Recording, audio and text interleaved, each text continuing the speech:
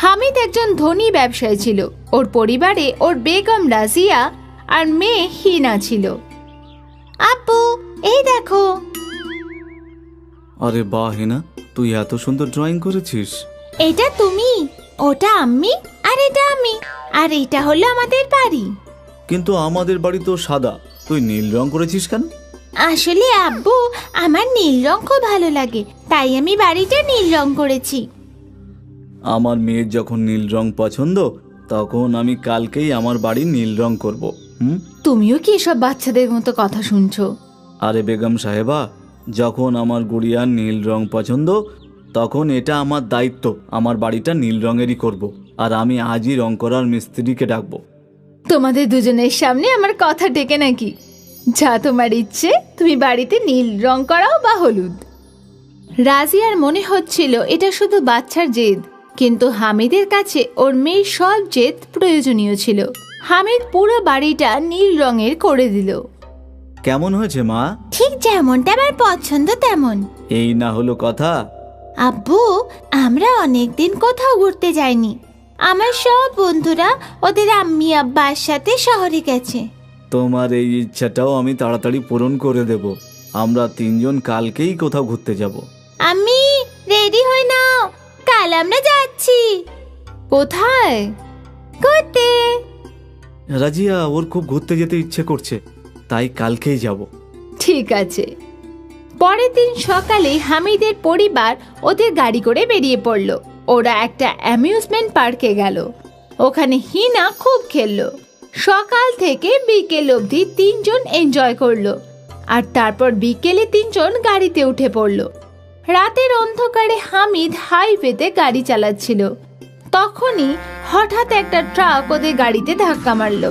আর এই অ্যাক্সিডেন্টে হামিদ ওখানেই শেষ নিঃশ্বাস ত্যাগ করলো, আর রিনা আর রাজিয়া আহত হলো। পরের দিন সকালে যখন ওদের জ্ঞান ফিরল, হামিদ কোথায়?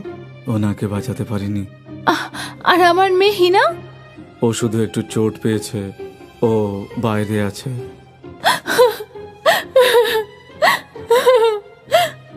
আপনার মাথায় ভালোই আঘাত লেগেছে, আপনার বিশ্রাম নেওয়ার দরকার।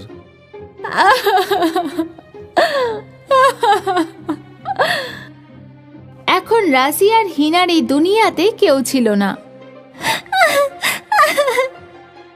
কয়েকদিন পরে হসপিটাল থেকে ছাড়া পেয়ে রাজিয়া বাড়ি এলো। তখন ওকে একটা লোক বাধা দিল। তুমি কে, আর আমাদের বাড়িতে ঢুকতে বাধা দিচ্ছ কেন? ম্যাডাম, এই প্রপার্টি ব্যাংক সিল করে দিয়েছে। হামিদ কুরেশি ব্যাংক থেকে লোন নিয়েছিল, যা শোধ দেবার আগে উনি চলে গেলেন। এখন এই প্রপার্টি আর হামিদের সব বিজনেসের উপর ব্যাংকের অধিকার। এখন রাজিয়া আর হিনার কাছে লুকানোর মতো বাড়িও ছিল না। রাজিয়া কাঁদতে কাঁদতে হাঁটছিল। ওরা দুজন একটা পার্কের কাছে গেল, আর রাজিয়া বেঞ্চের উপরে গিয়ে বসলো। কি হয়েছে আম্মি? ওই আঙ্কেল আমাদের বাড়ির ভিতরে আমাদের ঢুকতে দিল না কেন? এখন ওই বাড়িটা আর আমাদের নেই হিনা। কিন্তু কেন?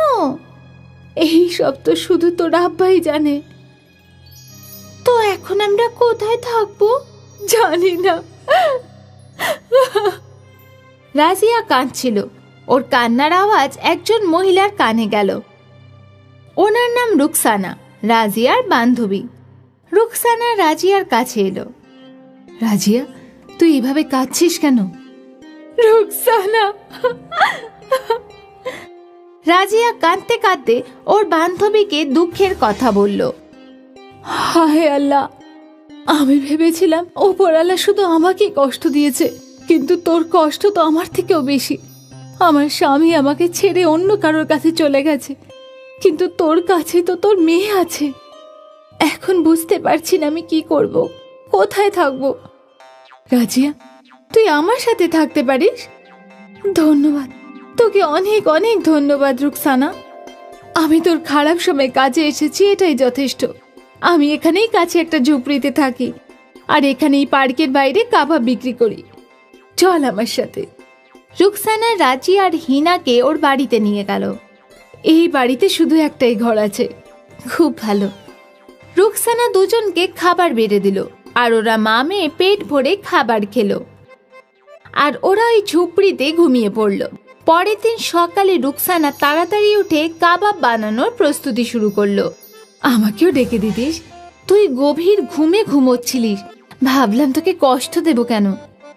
তুই আমার জন্য এত কিছু করলি, অন্তত পক্ষে আমি তো তোকে সাহায্য করতেই পারি বল।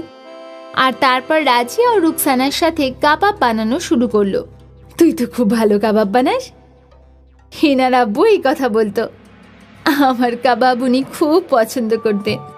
রাজিয়া, তোকে এই শোক থেকে বেরোতেই হবে। হিনার আব্বু সবসময় তোর সাথেই থাকবে। হ্যাঁ। কাবাব রেডি হয়ে যাওয়ার পরে রুকসানা ওগুলো বিক্রি করতে পার্কে চলে যেত। আন্টি, একটা কাবাব পাও দেন না। এই নাও বাবু 20 টাকা। ওই ছেলেটা ওই কাবাব পাও খেয়ে নিল। আন্টি, আর একটা দাও না। ও পরের কাবাব পাওটাও খেয়ে নিল। আর একটা, কত স্বাদ এই কাবাবটা। বাচ্চাটার কথা শুনে রুকসানাও একটা কাবাব খেলো। সত্যি রাজিয়া দারুণ কাবাব বানায়। আজ কিছুক্ষণের মধ্যেই রুকসানার সব কাবাব বিক্রি হয়ে গেল। আরে রাজিয়া, দেখ কাবাব সব বিক্রি হয়ে গেছে। তোর হাতে তো জাদু আছে। লোকেরা একটার পর একটা কাবাব খেয়েই যাচ্ছিল। প্রথমবারই আমার সব কাবাব বিক্রি হয়েছে। খুব ভালো, কাল থেকে আমি আরো কাবাব বানাবো। হ্যাঁ নিশ্চয়ই।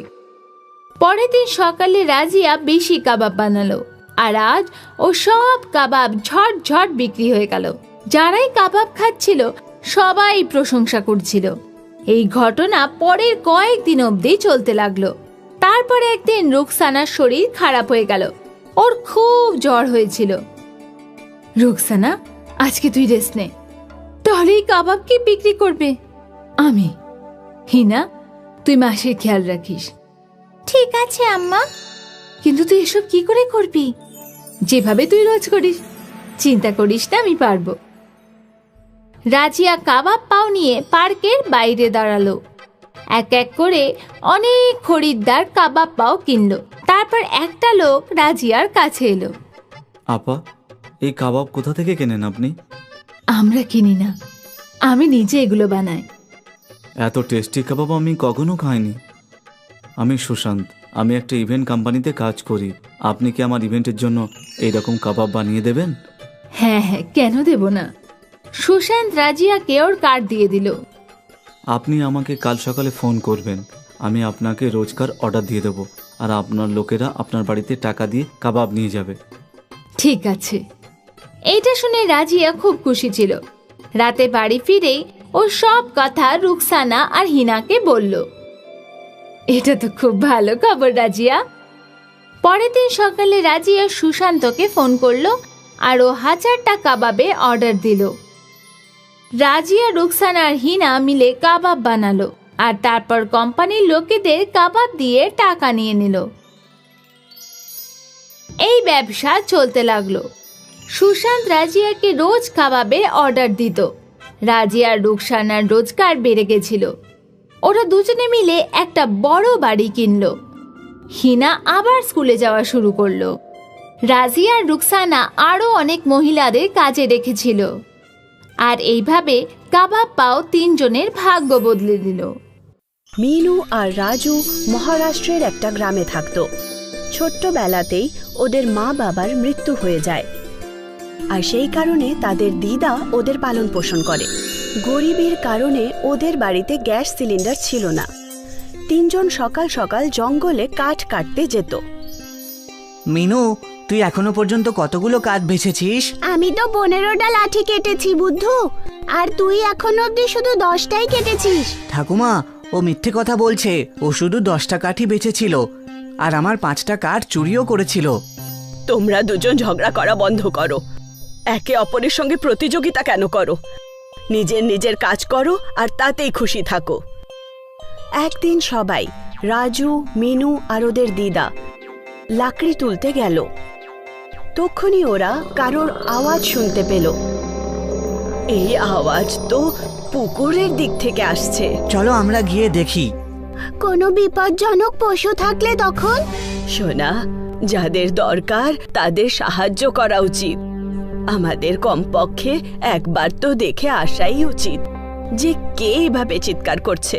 তিনজনই পুকুরের ধারে পৌঁছায়। ওরা গাছের আড়াল থেকে লুকিয়ে দেখল যে একটা রাক্ষস পুকুরের পাড়ে শুয়ে আছে আর চিৎকার করছে। এ তো একটা ভয়ঙ্কর শয়তান মনে হচ্ছে। আমাদের কি ওর কাছে যাওয়া উচিত হবে? তোমরা দুজন এখানেই দাঁড়াও, আমি গিয়ে দেখে আসছি। দিদা রাক্ষসের কাছে যায়। তখন ও দেখল যে রাক্ষসের পুরো শরীরে আঘাত লেগেছে। এরকম মনে হচ্ছিল যেন রাক্ষসকে কেউ পাথর মেরেছে। তুমি কে আর এখানে কি করছো? আম্মা, আমি নদীর ধারের একটা টাপু থেকে এখানে এসেছি। তাহলে তুমি এখান পর্যন্ত কি করে এলে? আমি মাংস খাই না, সেই জন্যই আমার জাতির লোকেরা আমাকে টাপু থেকে তাড়িয়ে দিয়েছে। যখন আমি মহারাষ্ট্রে পৌঁছই তখন আমার মুখ চোখ দেখে ওরা ভয় পেয়ে যায় আর আমার দিকে পাথর ছুঁড়তে থাকে, আর আমি পালিয়ে এখানে চলে এসেছি। রাজু আর মিনু, গাছের আড়াল থেকে বেরিয়ে এসো, ও ভালো রাক্ষস। রাজু, মিনু আর দিদা মিলে রাক্ষসের ঘা ধুলো আর খাবার জন্য ফল দিল। এই ফলগুলো আমরা এই জঙ্গল থেকেই পেয়েছি। তুমি খুঁজলে তুমি এখানে আম, জাম আর পেয়ারার গাছ খুঁজে পাবে।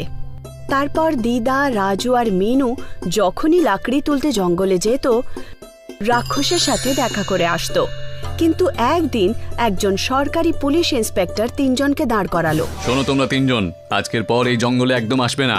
সরকার থেকে ঘোষণা করা হয়েছে এই জঙ্গলের গাছ যেন আর না কাটা হয়। আপনি ভুল ভাবছেন, কিন্তু আমরা কখনো গাছ কাটি না, শুধু মাটিতে পড়ে থাকা লাকড়ি তুলে আনি আমরা। এই বুড়ি, বেশি মাথা কাটাস না তো, একবার বারণ করেছি যখন, ব্যাস। এইভাবে তিনজনের জঙ্গলে যাবার রাস্তা বন্ধ হয়ে গেল। লাকড়ির অভাবে রাজু, মিনুর বাড়িতে উনুন জ্বালানো মুশকিল হয়ে গেল। ফল পাওয়াও বন্ধ হয়ে গেল। দিদা নিজের চেনাশোনা দোকানে গিয়ে রাজু, মিনুর জন্য কিছু খাবার নিয়ে আসতো। এই নাও বাচ্চারা, বিস্কুট আর চানাচুর খেয়ে পেট ভরে নাও। এবার জানি না আমাদের বাড়িতে খাবার কবে রান্না হবে। কিছুদিন পর দিদা যখন দোকানে পৌঁছলো, তখন দোকানদার উধার দিতে মানা করে দিল। তুমি এখনো আমার আগের ধারগুলোই শোধ দাওনি, তুমি আবার মালপত্র নিতে চলে এসেছো।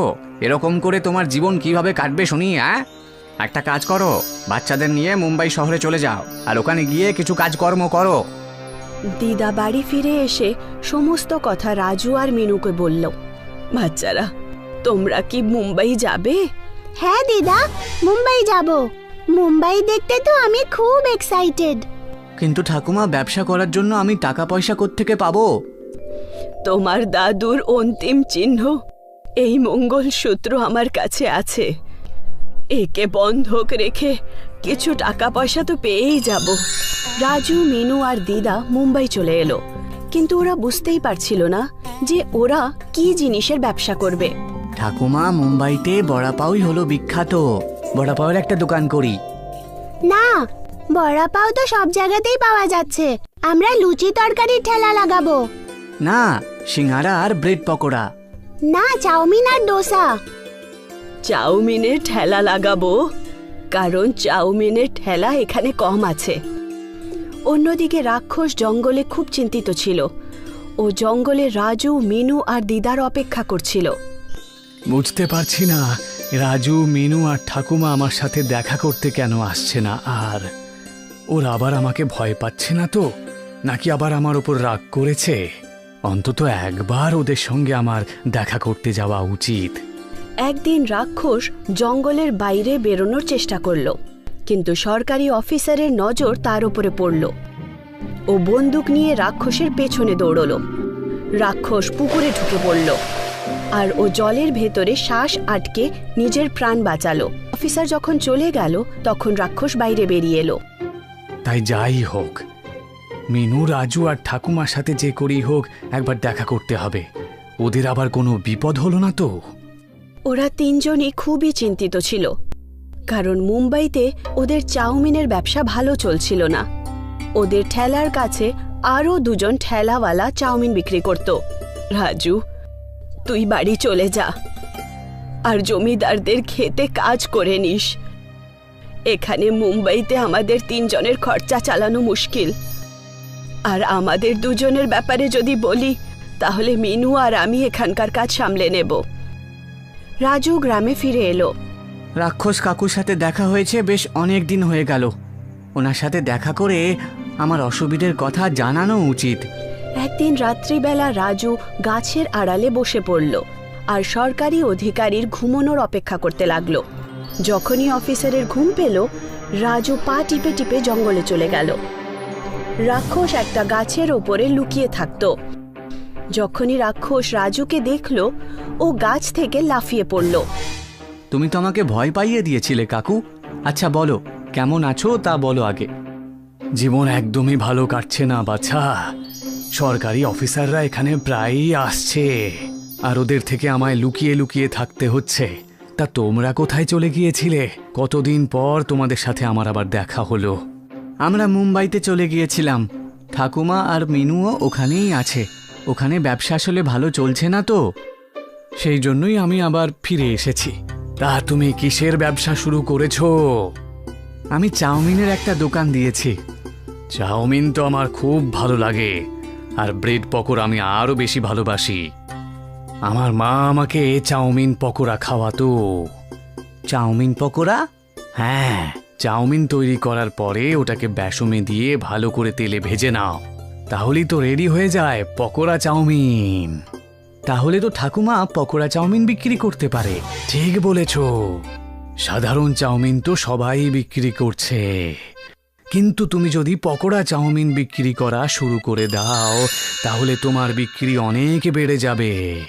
রাক্ষস কাকু, এবার আমি একা আর মুম্বাইতে যাব না, তুমিও আমার সাথে চলো। না, পাবলিকের মধ্যে যেতে আমার খুব ভয় করে। ভয় পেও না, আমি সবাইকে বোঝাবো যে তুমি একজন ভালো রাক্ষস।